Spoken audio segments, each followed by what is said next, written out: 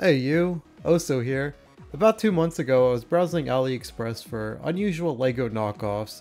I haven't really found anything cool for a while now, but I think these broke my dry spell. These are Hero Factory bootlegs, and they sure aren't your standard ones.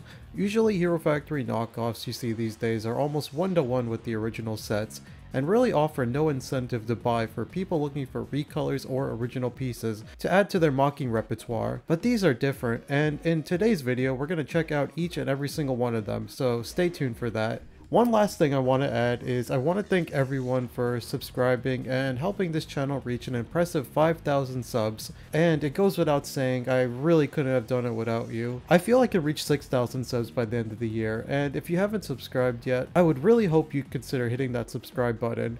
That's the last time I'll ask in this video.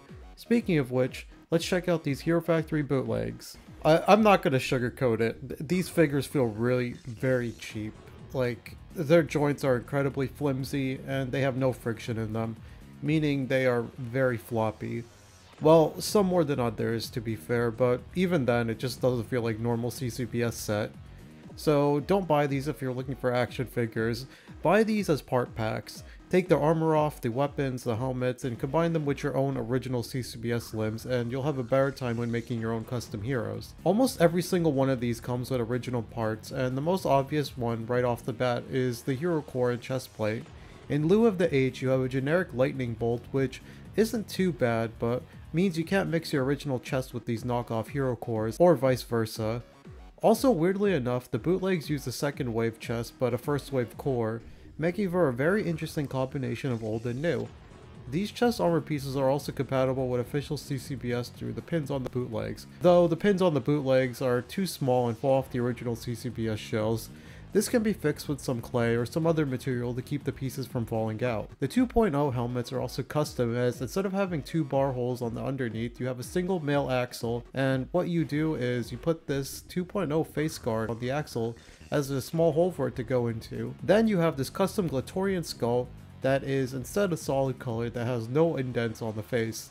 Here's a normal Glatorian skull for comparison. It works pretty well for these bootlegs as they don't really sit normally like a regular Hero Factory helmet and kind of stick out from the top too much. It being a solid color takes away focus from the small detail. The custom skulls you saw earlier doesn't work too well with normal CCBS, as it's a little too big for a normal CCBS ball joint. Since we established earlier that these figures kind of suck and the only thing we really care about them is their parts, I'm going to try and go over what you're getting with each figure. Starting with this yellow guy who is basically just Evo. Not much to write home about here, he's the weakest looking one in my opinion. What's nice about him is you get a CCBS torso shell and Azure, along with those shield caps on his shoulders. That's really all. Then you get this really interesting guy, and yes, that is a yellow Wave 1 and Breakout Furno helmet in yellow. It looks so good in yellow as well. I could care less about the rest of the figure to be honest, because the fact I'm getting a recolor of a Hero Factory helmet is more than enough for me. It really harkens back to the first years of Bionicle where the main heroes had multiple mask recolors, and then I'm reminded of the first years of Hero Factory where making your own hero was a selling point of the theme. Why LEGO never made more recolors of the main hero helmets is beyond me, but luckily bootleggers can do it for us with these plastic injected helmets, which also happen to be super close to the originals. There's also a generic armor piece included with this set, but I can't tell if it says Hero I or it says Hero 1. Not very sure. Obviously they are copying the second wave Hero Factory armor here. Next, or should I say next, we have an Azure Nex 2.0. The armor looks really nice here, and with the added bonus of also light bluish colored feet, fists, and a second wave style Hero Factory helmet, it really makes him, in my opinion, the best of the 6 in his lot. Also his weapon, that being Pohatu Master of Stone's boomerang, is extremely fitting for him, and I wonder if the people who made him watched the show and gave this sort of turquoise necks a boomerang because of his Australian accent. Probably not. I only say it isn't because they didn't include a pin to connect the boomerang together. Instead, his tool is supposed to act as some sort of bludgeon perhaps. Either way, he's still a good set for all those Azure colored CCBS armor and extremities. Unfortunately, they whitewashed Stringer, but in doing so, gave us this unique helmet. Stringer, like Nex, got very few sets, so seeing him get some new parts in 2024 is always welcomed. The rest of this particular bootleg is pretty much forgettable, as all these parts already exist in yellow, albeit this yellow is a little more like a lighter Keat orange here.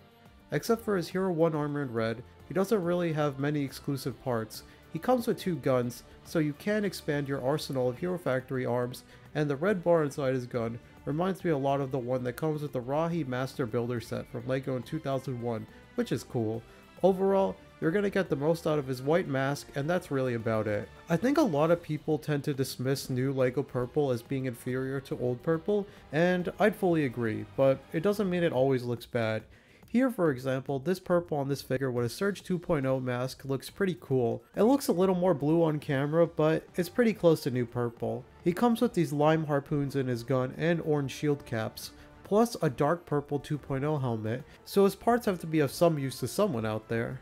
Next we have Breeze with a surprisingly normal hero core in solid red. This chest plate becomes even more special when you realize it's fully compatible with 1.0 hero cores, so the core could be swapped out for a legitimate hero core in a different color, if you choose so. Just to note though, it took a ton of force to jam an official hero core in the chest plate, so use a sturdy table to force it in, or pliers like I did. The armor's hand and feet are nothing new, but the weapon comes in silver, and in lieu of a female axle port, there's a bar that sticks out. I have a feeling they chose a bar because they fit inside hands easier, and axle holes on bootlegs can be very tight and cause them to break. Also, the helmet here is a gray Breeze helmet, so if you have a Brain Attack Breeze you want to do a head transplant on, use this knockoff. This orange Inferno is an even brighter orange than a normal CCBS orange, but other than that, he doesn't have a lot going on. But again, he comes with 2 blasters which you can add to your Hero Factory or Bionicle Armory, so there is that, but not much else than that. Sadly, because the way he was packaged, his goggles broke.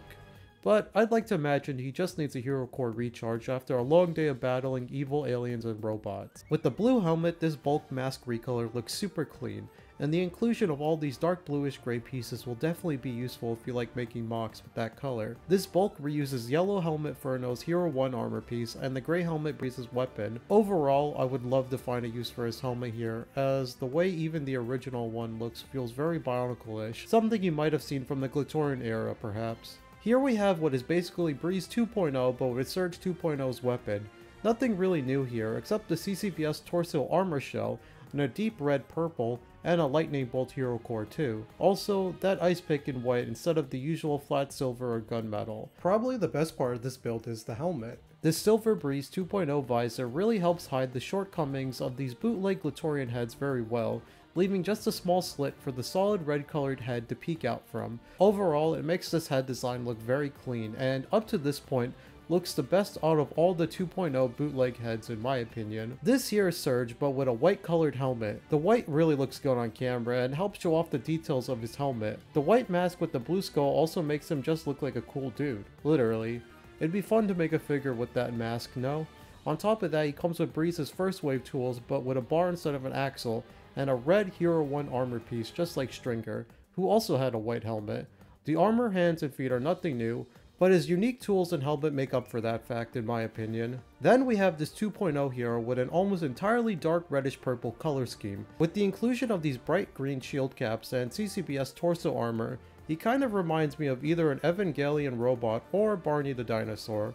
Weirdly, his Savage Planet short swords are made of hard plastic, unlike the soft plastic of the official ones. His head guard is Stormer 2.0's, but it seems to be broken as it doesn't fit its face at all. But this can be swapped out with another face guard. The dark reddish purple helmet is also well appreciated. Finally, we have this Stormer with a blue helmet. It's a great solid blue mask, and it pairs well with a solid red Glatorian head, similar to the 2.0 Breeze helmet. The small slit for the eyes really complete the robot look for this set. He comes with a Surge 1.0 electricity blade in full silver, and instead of axles we have bars yet again, on both the outside and the inside, which means he is minifigure compatible. Plus, this figure has a small Hero 1 armor piece. Overall, I really like this one too, and he's probably my third favorite helmet-wise after Furno and Bulk. Consider picking up these sets for yourself if you're looking to add to your collection of armor, tools, and weapons. These helmets in particular can help your mocks or even your self-mocks stand out more in the community, or make your build stand out more in general, as some of the colors provided are exclusive to these builds. I'll make sure to leave a link to the AliExpress page on these Hero Factory knockoffs so you can have a chance to order some for yourself. Thank you for sticking around to the end, and thanks for watching. I'll see you next time.